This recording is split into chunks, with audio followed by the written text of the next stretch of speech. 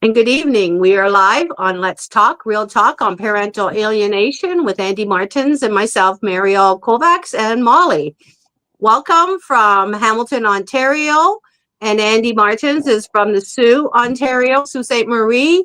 We are in Canada. And Andy's getting a lot of snow. We got snow, but it's pretty slushy up here. But seems like it's going to be a round Christmas for us. But welcome everybody to Let's Talk Real Talk. Alienated parents, grandparents, alienated children, family, friends, professionals out there. Please tune in to our podcast today with Juliann Andrews from Idaho. Juliann is a in-home care for this elderly. She is an alienated mom for 15 years now. She has 5 children. Andy and I are going to be grateful to hear what you have gone through. Not grateful, but we are trying to get the world to understand what parent alienation is, and what better people to talk about it are the parents that are going through it, moms, dads, even grandparents. Right, Andy? I mean, this is a serious Exactly. issue. So, Yeah. so both of you, welcome again to our Sunday night show for December 8th.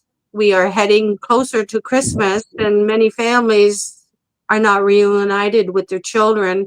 And it's a tough time for many of us at Christmas time. So, Andy, want to say a few things before we begin?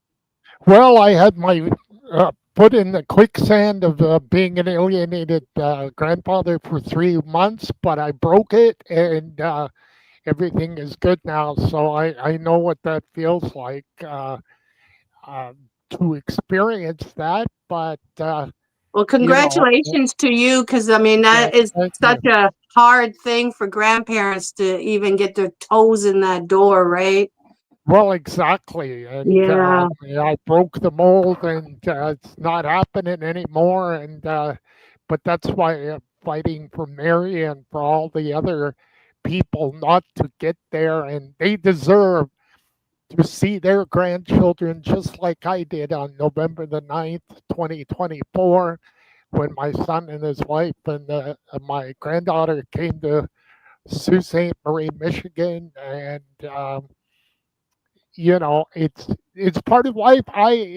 Each child deserves to see their grandparents. I saw all my grandparents, and I had an added bonus where I saw my great grandmother for probably about 20 plus years. And my grandfather on my mother's side died when I was 17. And the only grandparent I did not see is my father's father, who died about 10 years before I was born. So people need to get there and see their grandparents, Mary, but we're scraping at the barrel. It's just not happening these days. No, it's not. I mean, I never grew up with grandparents because they all got killed during the war at Hitler's time. So my grandparents well, my parents were young, they were children, and they got taken into concentration camps at 7, 8, 9, and had to live all this. So they grew up with no parents. I grew up with no grandparents, and now my children, they grew up with grandparents, but they were taken away at 15, 17, and 18. You know, that special bond between a loving grandparent and grandfather, or grandmother, it's devastating to the children, right? So, but let's get Julianne in here, and she could tell us all about what she's going through, because it's a sad situation for all of us. Welcome, Julianne. Oh, Thank you. Julianne, can you Thank you. hear? Oh, sorry. Well, I was married for 20 years. And my husband abused me. He would choke me, and I started having seizures when I was 31. I he left me after 20 years of marriage, and he turned our two oldest against me really rapidly. And then when he didn't get full custody of our three youngest, he took my son and my older daughters, and he moved 3,000 miles away from us to California. We were living in Maine at the time. And he left me with my two younger daughters. And they would go to see him during the summer. And my son, he really had a hard time. My ex-husband moved in with his mother, and he wasn't feeding my kids or anything. And my son wouldn't have anything to do with me. He wouldn't I tried to contact him. He got married in 2017, and I wasn't invited to the wedding or anything. And then as my younger two got, that one graduated from high school, he gave her a one-way ticket to California, and she left, and he cut her off from me. He changed her phone number. He wouldn't let her call me.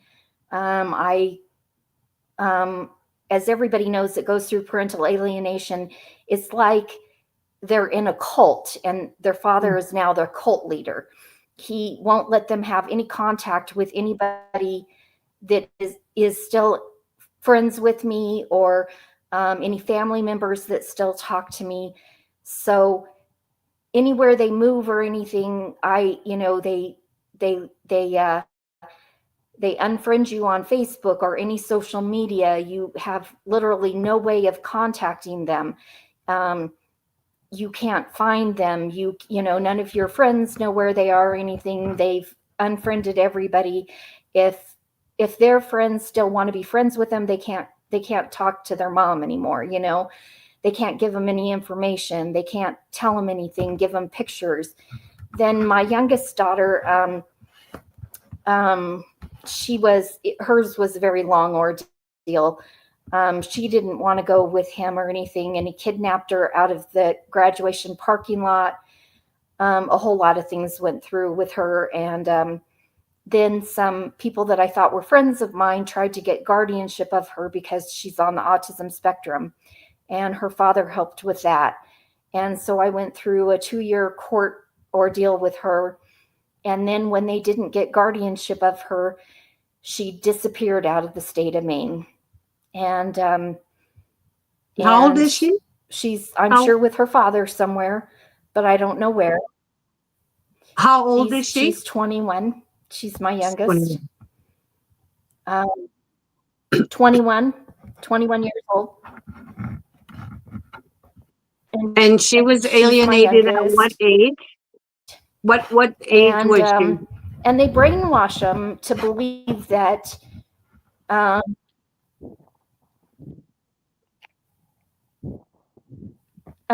18, these people went and tried to get guardianship of her. She's on the autism spectrum.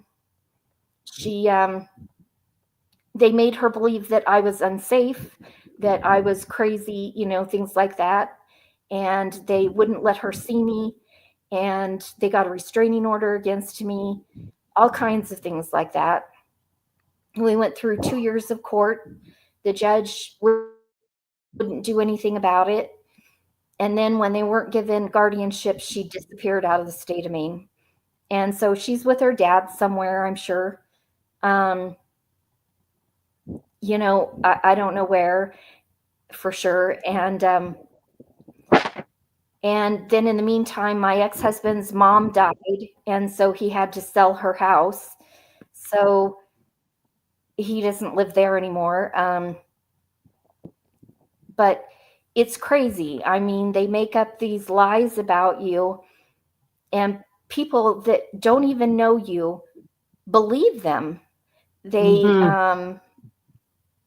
even though I have court documents to show that the stuff that he's saying isn't true, that he abused me, that I have seizures because of him strangling me, all of this stuff. I don't even, people ask me, well, what has he told your kids? Well, You I don't know. know, exactly what he's told them, but something, to make them think that I'm an horrible, evil person,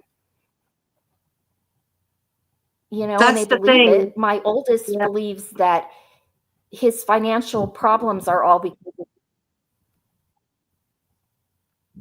and that I'm evil. And I can't even imagine it. I mean, my oldest was almost 19 when almost 19 when we separated. And we were close, we weren't, she, of course, she was her father's favorite child, but still we were close, and we didn't have a bad relationship. We had a regular mom-daughter relationship. And I can't imagine, but I didn't know what parental alienation was. And I could never imagine somebody being able to tell your child something to make them hate you, viciously hate you. And my children all do. Well, And it breaks Not my heart. yeah, I know it's a tough thing, Mary, but this was the way, Juliann, your ex-husband was that way from the beginning. This was all a big con job. There's no way somebody just becomes like this. This is a plan right from the beginning. And, Right. Mary knows all too well about it. But listen, I'm I here know. to say that I've been with the same woman for 40 years. It's been tough, a lot of challenges. I'm here to tell people it's not an easy road, but you've got to have the staying power. And yeah, I was fortunate, but I climbed a lot of hills and a lot of mountains to get where I am now. So it's not a perfect world, but this was a plan, and I've yet to hear, with doing all these shows with Mary up for 3.5 years plus, that this happened by accident. No, no, no. This doesn't happen by accident. It was planned, right, Mary? Oh, I These know. people are, It sure was, Andy. I mean, I used to hear it right from the beginning. If you leave me, I'll kill you. If you leave me, I'll kill myself. And then when the children came, if you leave me, I'll kill you and the children, or I'll kill you and you'll never know what I did with the children. So they know what they're doing. This has been a way to suck you in, a way to coerce you, a way to control you. Like Juliann was saying, it's like a cult. They condition you, they brainwash you. It's not just the children they do it to. They do it to us first, right? We get forced to marrying them. Mm-hmm. They're They so do. they're so so they lack so much empathy that they can't even care about what happens to the grandparents, the siblings, the aunts, the uncles, the cousins. They exclude everybody from one side of the family and make sure that they keep their side, because that side of the family was the one that abused them. So in order to get them to say, hey, look at me, see, I'm not that loser you called me all my life. I got the kids. She doesn't, or he doesn't. This is how they play these sick mental games, right? And then they rely on the family court system, because the family court system allows them to become manipulative, liars, conniving, scheming. This is a serious issue. And the family court system is no different than them, because they are, what kind of judge and lawyer promotes all this? Only a sick, demented person can only do this to a human being. and to allow a child to be trafficked.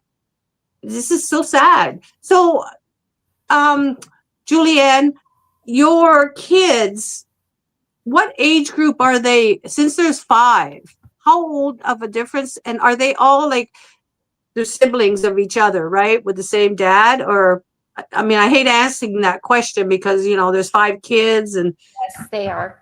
My oldest Oh, daughter is 35. okay. My And the oldest youngest? daughter is 35, and my youngest daughter is 21. Okay, so the biological dad pulled the rug right out from underneath you and took them all so that they all are like against you as a weapon. They literally got weaponized against you. Right. Terrible. So what are Right. you doing today about it? Yeah. What's your plan? What's your like strategy?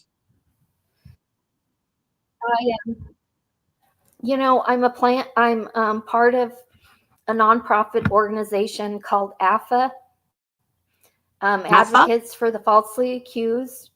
With my youngest daughter, I was falsely accused of abusing my daughter. And they did a full investigation and found that they didn't find any abuse or anything of any of my kids. And I find that this is common in alienated parents. They get falsely accused. But I'm trying to help other alienated parents. There's a lot of us out there. It's really shocking. And I try to tell people that, if you think it can't happen to you, you're wrong. Because even people that you thought were your friends will, go against you and hurt you and try to take your kids away from you. One of my very best friends that I thought was my very best friend, when we lived in Massachusetts, she's one of the ones that helped my husband take my oldest daughters away from me. And it's despicable what she's done. She's just pure evil to me that she would do that. And I try to make people aware of the warning signs. My ex-husband, before he even left me, he made phone calls to people, friends of mine, relatives of mine, telling them that I was crazy and things like that, and that I was abusing my kids. And then some of them started calling me and saying, "Your husband's been calling me," So that's when I found out. And telling people, here's the warning signs you need to look out for if your spouse is abusing you, and they start making phone calls and things. And but we need to get laws changed. We need to stop this in the courtroom. Kids need both of their parents, and as long as both of their parents can parent them without talking bad about the other parent and trying to take them away from the other parent, they need to be able to see them. But if there's any bad mouthing at all, and my husband was bad mouthing me from the very beginning, my judge did nothing. My guardian ad litem did nothing, and they knew it, and that needs to be stopped. Well, there is the problem right there. When the support that you think should do something, whether you're in Canada or the United States, does nothing, then how are you supposed to fight it alone in the system? And Mary tells me that our country is no different. We interviewed the Attorney General of Ontario several months back, and the system is tainted big time. That's right. I mean, our interview was even guardian items. Right. Our interview was scripted, so we couldn't go off the script. But you can tell that the Attorney General was hiding a lot about our family court system, and he was saying that they put $165 million into hybrid hearings. Well, that's a bunch of BS, because we went on to support people in the family court system a couple weeks ago as court watchers, and we weren't even allowed in. The judge said, no, don't let them in. But they kept us waiting. Oh, no. You know, the You games know they something's play. wrong. Yeah. So, you know, here we are. I screenshotted them and I sent it to the Attorney General, and now he's hiding. He's literally, you know, turning a blind eye to our evidence. And we need to get all this out there, because who better person to change the justice system is the Attorney General. I mean, that's his job. He's the guy. Yeah. He's the guy. Who else do we go to? Attorney General Doug Downey. I mean, come on. And Wake up. Right. Has he responded to any of your messages? Probably not. Absolutely none. And his aide, Jack Fazzari, I mean, Right. you know, Doug Ford, same thing. I mean, we wrote letters to Doug Ford. He's the one that said it's time to hold judges and lawyers accountable, but yet he ain't doing anything about it. What is that all about? To get votes? I mean, if you want votes, stop the family court system, because then you'll get all these votes from the parents that are suffering. We want to see our children. My children are your children's age, 37, 35, or 36 on the 15th of December. And I won't even get to see her and say happy birthday, because she's been missing for 2 years since the trial ended. I haven't seen her in 19 years, but for 2 years to fall off the face of the earth, like you said, there's something wrong. Where are my kids, my 2 daughters? So I asked the Attorney General to find my kids, and he refused to even answer me there again. And this has just been happening, you know, since we interviewed him, thinking that we would get some kind of help. Right. It's gotten worse. And he has the power. He has the power to do that. He could subpoena your daughter to come from another province back to Ontario. Exactly. And I'm doing this for the future of my grandchildren, because when they do have children, if they do, I mean, how are they going to raise these kids? I already got messages from them saying that if they have grandchildren, they're going to tell them what an abusive, alcoholic, crackhead mother I was. I never did crack in my life. I never drank in my life. Well, I shouldn't say in my life. Right. Before I had children. Right. They're going to lie to them. Yeah. And to say that they told the judge they found cocaine in my car. I never did. You know, the lies that believe something that isn't true. Right. So, of course, you know, the father used them to have me falsely arrested to never see them. Now, this is severe mental abuse, what the father did, not only to the kids, but to me, by claiming false allegations. They say women are the ones that claim false allegations. No. There's no difference. When someone's backed into a corner, when they're caught doing something wrong, like he was having affairs. So I filed for a divorce. He told me he'd dump her and we'd go to marriage counseling. Well, I dropped the divorce. He didn't drop her. Both of them had me falsely arrested. So, you know, you can't trust them. Once you file, you know your life is going to be in danger, because they don't deal with that very well. You know, these personality disorders are extremely dangerous. How many women are getting killed? How many children are getting killed? Now they're killing judges and lawyers. I mean, it's serious. Yeah. It's serious. I know. It's not a joke. So, Andy, you asked the next question. I'm still sharing here. I've got to leave at the 30-minute mark. I apologize. But Juliann, I was telling you, 40 years, but I've got my challenges, which Mary knows about. And, you know, it's an ongoing thing. But the marriage vows are for better or for worse. This is what a lot of men and women just throw away and they don't realize. But Juliann, in my 5 minutes remaining plus time here, this was started, you and your ex got married.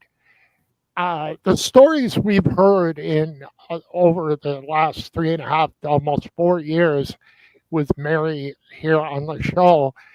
Um, it's planned from the beginning, and you must have been attracted. Something must have been good with your ex at the beginning of all of this. Was there any wonderful years or no?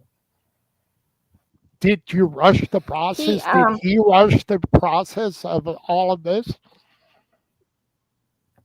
he's charming. There's something about people like him I've noticed, about he was charming and he's funny, and I think for him I noticed that I fit the description of what his mom wanted him to marry. And his dad had died before he was 2 years old. He never had a dad. And his mom was very controlling. And my mom had died when I was 18, and she liked that I didn't have a mom. I had a stepmom at the time, but she liked that, she'd be the only grandma in her eyes. And he was always attracted to Asian girls, and she did not want him marrying an Asian girl. And I didn't realize it at the time.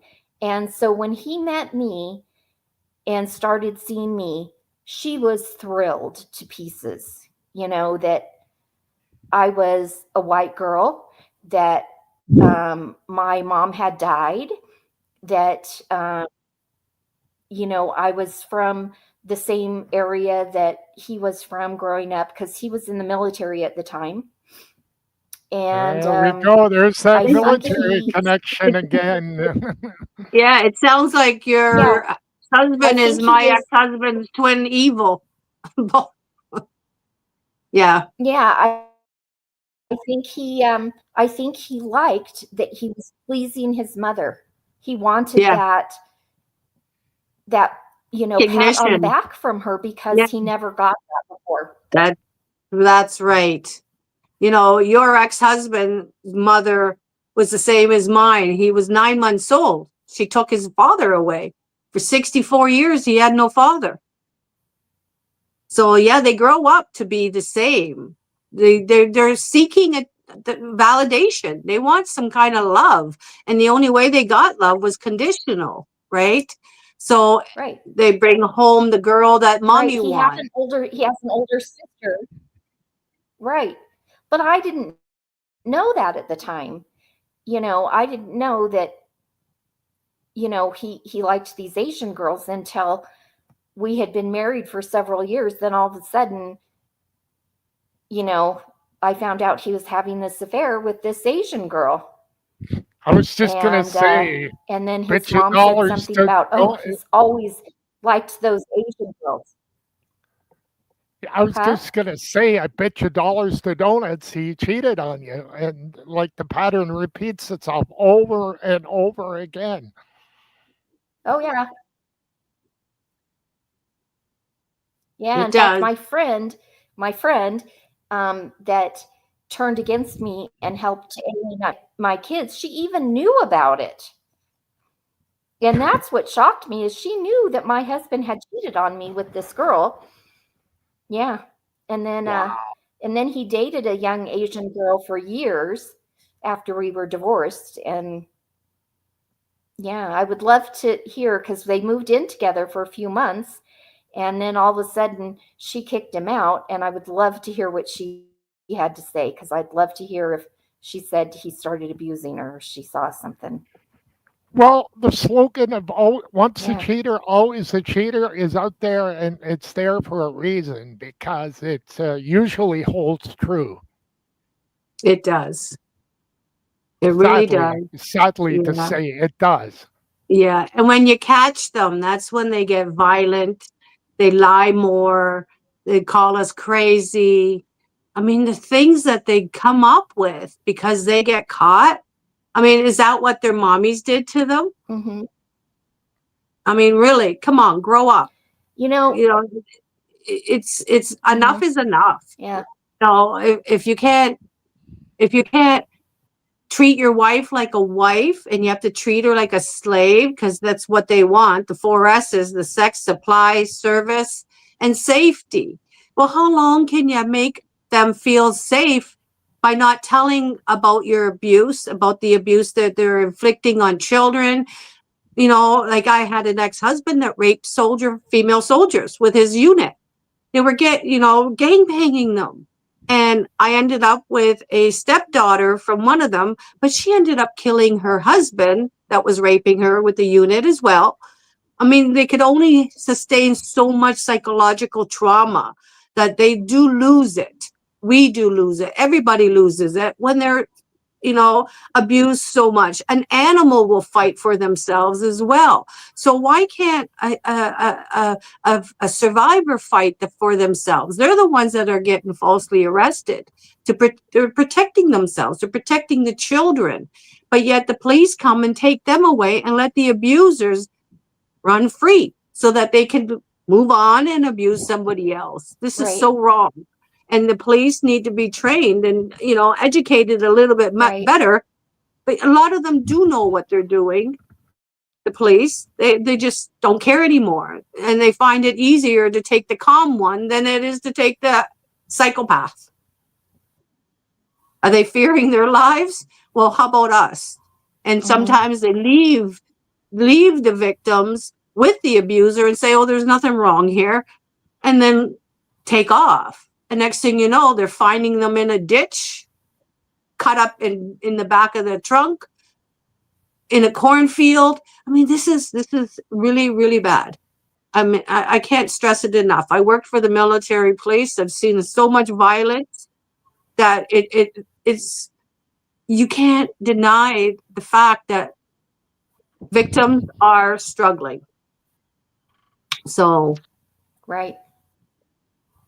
but Andy, I know you need to leave soon. Yes, it was nice meeting you, Juliann, and I wish you all the best of luck. But I tell you, nice meeting you. It doesn't need to be this way. And for all you doubters out there, I've known Mary for 3.5, 4 years. Not once have I seen her as a crackhead or an alcoholic being drunk on this show. It's all lies. I wish I could drink. I'm seeing her week in and week out, or you're going to believe the lies. People have to, like, it's a pendulum. What are you going to believe? And make the decisions from there. Right. We need to go back in history to see how their upbringings were. If they really want to know who the real abusers are. I mean, I married a bully.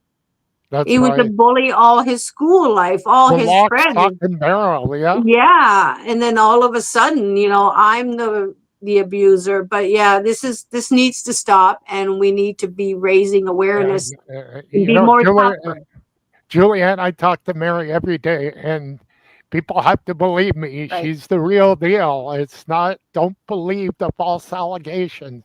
All right. Take care, ladies. Thank you, Andy.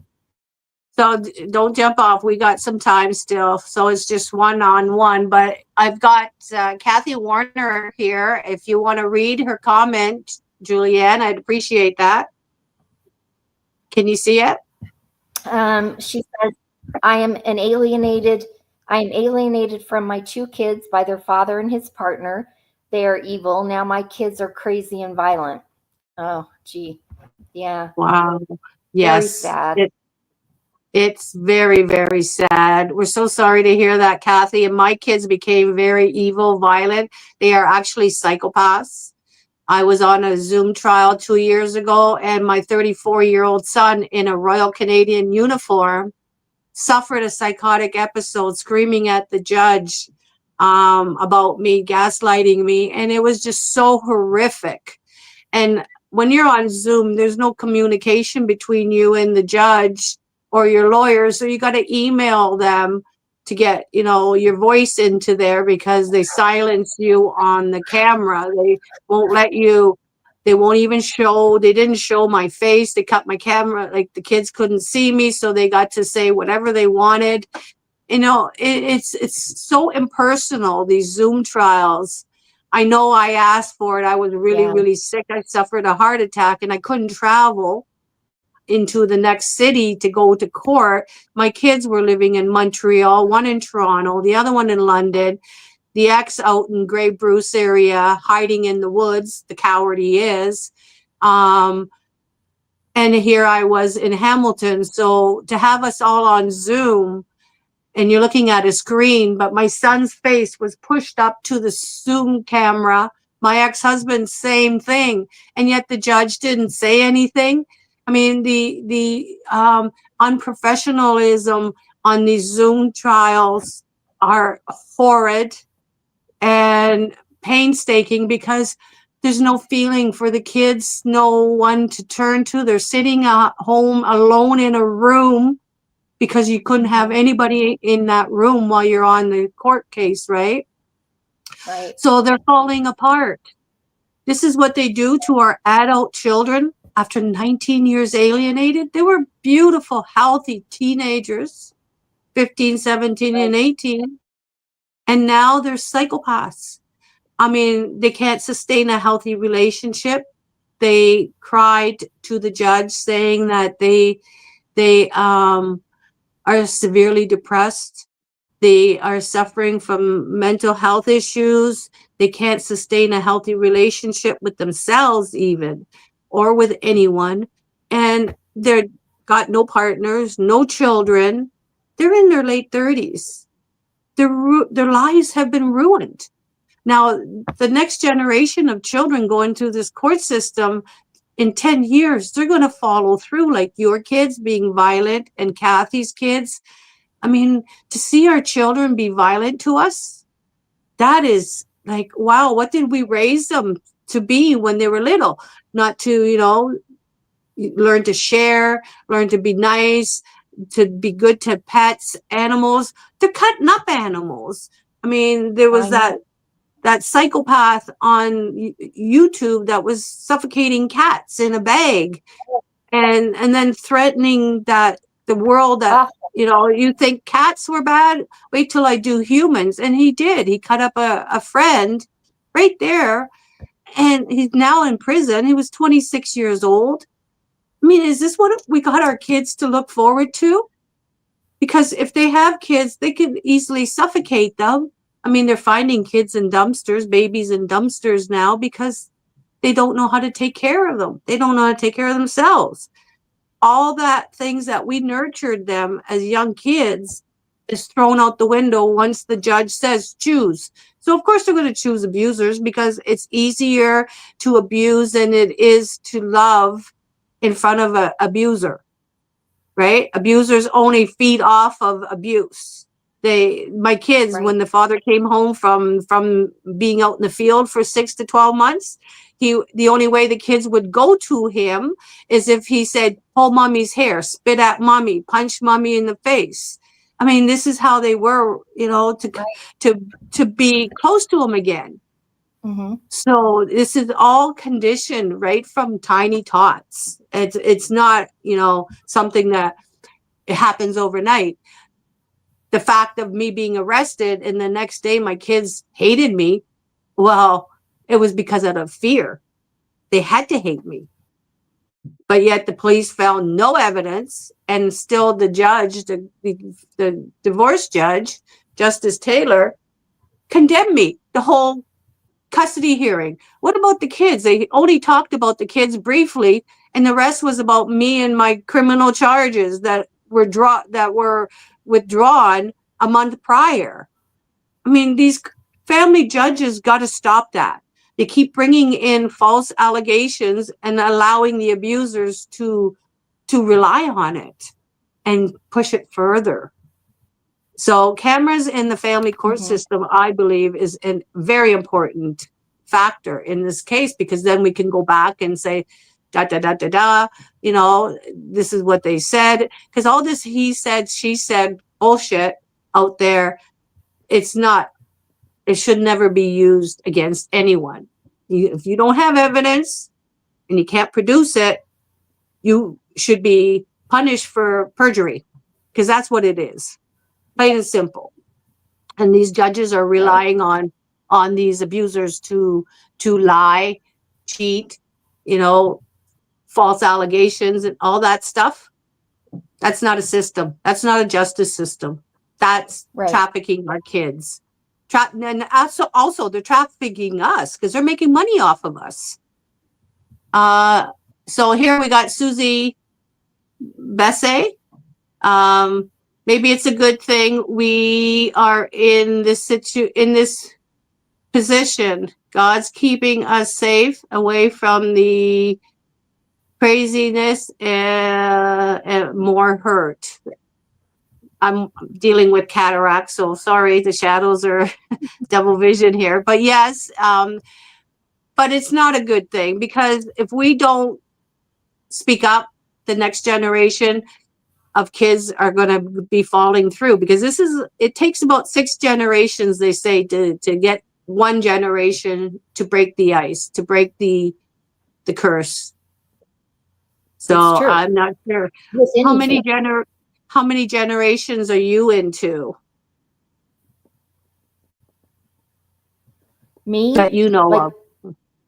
Like my husband's mother and her mother, they both were very controlling and had very much control over their family, and were definitely, like, I didn't know of this matriarchal system where whatever they said, they did, the next family did. And so I know that this is like, my husband was like at least probably a 4th generation of this. 4th? And okay. Yeah. And so my kids are at least a 5th. And I don't think that, and the only way that I see it breaking is if my oldest daughter will stop this hate between us and realize that she really does love me, because I know she loves me, but she is so afraid of her father and his disapproving of her loving me that she won't admit it. And that's the thing. They fear the alienating parent. Right. She has to get all of her siblings on Yes. their side, because she went before my dad died. She took her sister that's just younger than her, who just turned 33, and she took her and she went to my dad's house, and she wanted him to come to her father's side and hate me. And he about flipped out, and he said, "Don't ever come to my house and talk bad about my daughter to me ever again." And he had them leave. And he was heartbroken. He really was. And yet, and they could talk bad about you, though. Right. And I know that when my oldest daughter did that, she had to take her sister with her to do that, because she couldn't do it alone. And her sister didn't even know why they were there. She didn't even know that it was to get her grandfather to hate me, and come to her father's side. Yeah, that's what they do. My oldest son was the same. He was the controller. He would be the one picking up the phone. He'd be slamming the phone. He'd be saying, "You're no longer my effing family. Stop calling here." I mean, the boy literally thought he was dad's soldier, and he had to protect his dad. Because the boy knew the truth. He watched his father abuse me. He heard the father, he heard all the violence, and yet he had to protect the dad, fearing that he probably would lose both of us if he didn't protect the abuser. And that's pretty sad to, Stockholm syndrome. we protect the abuser. Mhm. We did it all our lives as well, because they conditioned us to stay silent. They controlled us with the money. If we disobeyed them, our bank accounts would be shut off. We had no access to anything. So, if you're not working yourself and you have no income, it's pretty devastating. Baby needs milk, the children need breads, lunches, and all that. But the spouse don't care about that. The alienating spouse, because it could be a mom, it could be the dad, it's either one. I mean, there's no gender bias here, because abusers are men and women. This is how they condition our children. I've got a boy and I got two girls, and they're all three are being conditioned the same. So now they're going to go off and branch off and find partners, and they're going to abuse their partners the exact same way. It's going to be hard to find two people in a relationship that don't have childhood trauma, because the courts have conditioned to run to divorce court. There's no other way to go get divorced. Let's all go to the divorce court and see who we could screw, basically, right? So my advice is, don't get married. Get a prenup. When you have children, make sure there's a prenup, that they can't use the child as a weapon. Everybody, when you have a kid, should be that you get to see the child. If anything happens between us, it'll be 50-50. But if they're abusive and you could prove it, then you've got leverage. But up until then, if you got no abuse in the family and you split up because he cheated or she cheated, it's going to cause a war if you don't have protection. And I believe that a prenup is probably the most safest for a child today than anything there is. And make sure you got a lawyer to validate it, put it in a lockbox so that your spouse can't tear it up. Give it to someone that you could trust. There's a lot of ways to protect today that we now know. And I think we can make a difference by educating people. Yeah. So where are you going to go now? About what are your plans today? As far as the future ahead? Yeah.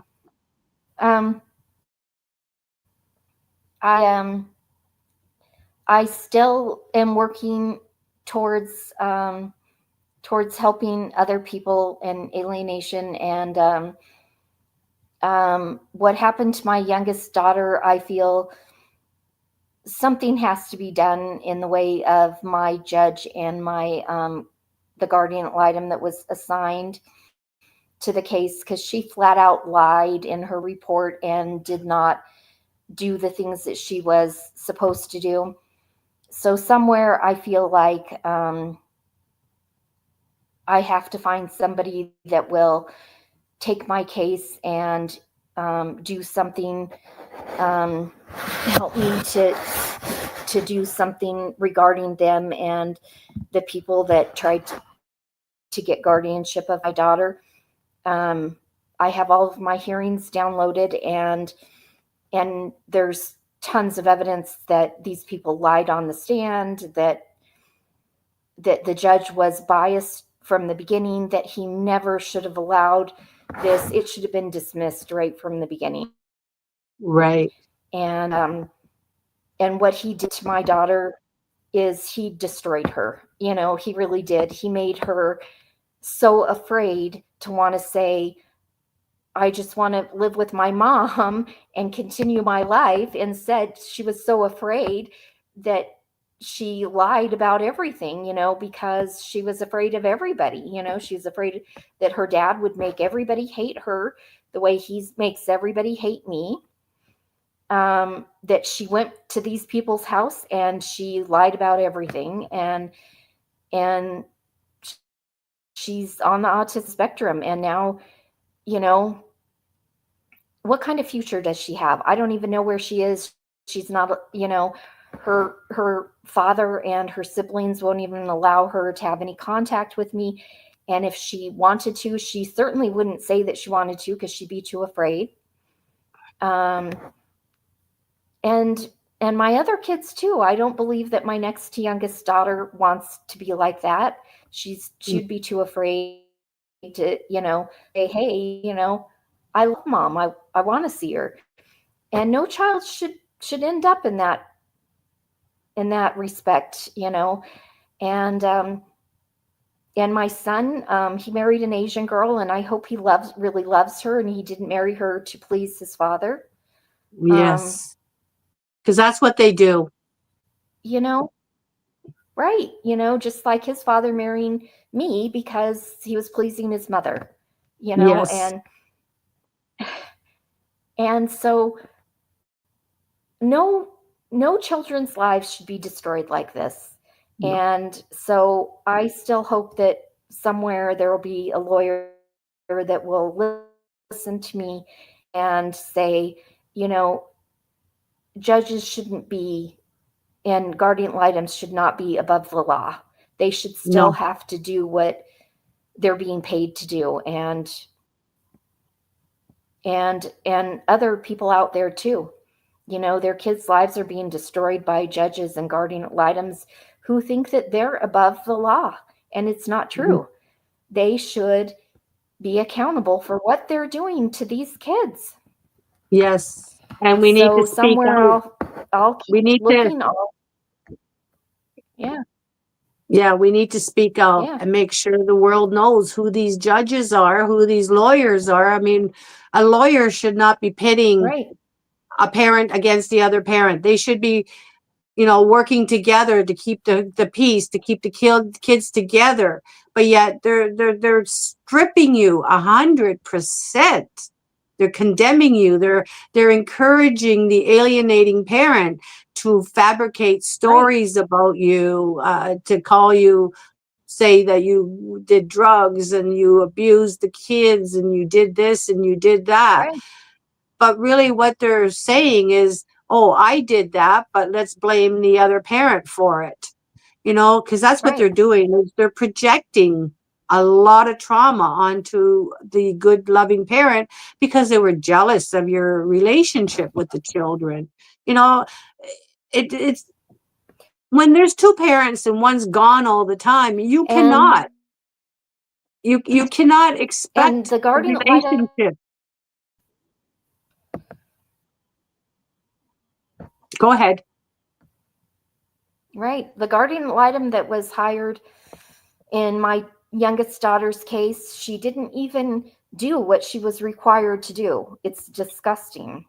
They don't. And she shouldn't get away with this. No. Not at all. And she should, I have a counselor that I would see twice a week during this time, and she wrote a letter to the guardian ad litem board and said she should never be a guardian ad litem ever again. Shameful. Did she have children? Do you know? I don't know. Okay. I believe actually she might have an adopted child. Oh, wow. And Wow. yeah, she's just pure evil. And the judge in my case, he was so biased, and he would just laugh at things, like it was no big deal, and this is my daughter. If it was his grandchild or his daughter, would he be just laughing it off like, oh, who cares? Exactly. If it happened to them, let's let her it'd be live in this different. gross house. Yeah. Right. Yeah. Well, Juliann, I am so sorry for all you've gone through, but you are strong. You're not giving up. Your children need you, and your children, I pray that they do see this and see how much you love them. And they're adults now. They got to understand that they got to live for themselves and stop living for the abuser, because eventually that abusive parent will leave them. They won't care about them. They're only doing it to hurt you in the meantime. because I know when I see my daughters on social media, they're always tagging their father, because he doesn't notice the post the first time, so they send it again and tag him and again and tag, and he's not replying to them. So they're like craving the attention, and he's pushing them away. So eventually, they're not going to be seeing them either. It's just horrible that the children have to lose both parents at the end of it all, when they shouldn't have lost any. And, a divorce should be between the parents and not the children. Children should not be in divorce court. They're only doing it to profit from our children. That is trafficking. And millions of children worldwide are trafficked today. The courts are embellished with all these riches: granite tile, flooring, walls, gold-plated doors, and all this stuff. But yet we have hybrid hearings. What was all that for? Why build all these courthouses and continually add more to it, and yet there's nobody in the courtrooms anymore? Right. So they're making it so that the children don't get to have any physical contact with the parents in how you would cross them in a courtroom, right? So they're making it so difficult for any human interaction with our kids. And that's so evil. So we're close to the hour here. We got 4 minutes before we reach the hour in Let's Talk Real Talk on Parental Alienation with Juliann Andrews from Idaho, USA. An alienated mom of 5. They're all adults now. It's very devastating not to have our adult children in our lives, because that's very crucial. The bonding that we formed with them as children has been stripped to take away that loving mother-parent-child relationship in their informative years. Children don't really grow into their brains until they're about 35, when they finally realize, oh, what happened? The lights turn on. 25 they start, but by 35 they should know what really happened. And hopefully by that age, the kids, will turn around and come back to us and say, look, I have a grandchild for you. I'd like to start all over again. Just so simple words, because we are here to accept them no matter what, unconditionally. We are not the alienators. They have to have conditional. They put a condition on you. I only love you if you hurt your mother. I'll only love you if you hurt your father. This is sick. This is a truly sick disease that we are fighting. It's worse than the COVID, because millions and millions are suffering still today. And it's causing a lot of suicidal tendencies in people. 13.2 million in the world right now have either attempted suicide, contemplated suicide, or have committed suicide. So, family court is really hurting. But Juliann, your last words to people out there, alienated parents, grandparents, and children, what would you like to say? Or even to your own children? I mean, it's getting close to Christmas. If you want to wish them a Merry Christmas, or it's yours to say. I want to say to all the alienated parents out there, don't give up. And if you did have a bad court hearing and stuff, do push for judges and court appointed officials and stuff to be reprimanded and to get changes in our court system, because that's where we need to make changes for our children. And don't give up. Like, this has to stop. Kids today are cutting off their parents, and they don't realize what they're really doing. I don't think my kids do. I don't think, they deep down really hate me. I think that they have been told lies for so long they believe them, and kids need you. They need their parents, and it's abuse what's going on, and I miss my kids every single day. It's heart-wrenching. It really, really is. You can't forget them. You can't just set them aside out of your life. You just can't. No, it's like living a living death. Right. Like Yeah. every day I grieve them. Every day. I just Yeah. want to see them. I just want to touch them again. Yes. Every day. My heart breaks. Yeah, my heart breaks for you and everyone out there. I know what the feeling is. I mean, to see my kids' faces that they had to lie to have me falsely arrested. I know the pain they're feeling, and they have to carry it for the rest of their lives. So yeah, the trauma that we all sustain from this, the family court system needs to stop and bring families together and get help, because our kids they deserve a lot better, and so do our future kids and grandkids. So Juliann, thank you so much. We could have you back for a second part to see how far you can come. You've come with, anything that's comes out of this podcast. I mean, if just one child reaches out to you, it would be a miracle. And we would like to hear good things. We need to find solutions. And right now, all we could do is go to our politicians and let them hear our stories and share other people's stories, so that they could see that you're not the only one dealing with this, because there are millions, over 55 million families right now around across the world dealing with severe alienation through the family court system. So Juliann, Yeah. I'm so grateful that you were here. Thank you for your patience. I had a little bit of technical difficulty at the beginning, but we made it. We got on, and I'm grateful for everything that you shared with us today. Thank you for having So me. you're welcome. Reach out to me anytime you have any questions or any kind of resources for us to share. We'd love to have you back with it.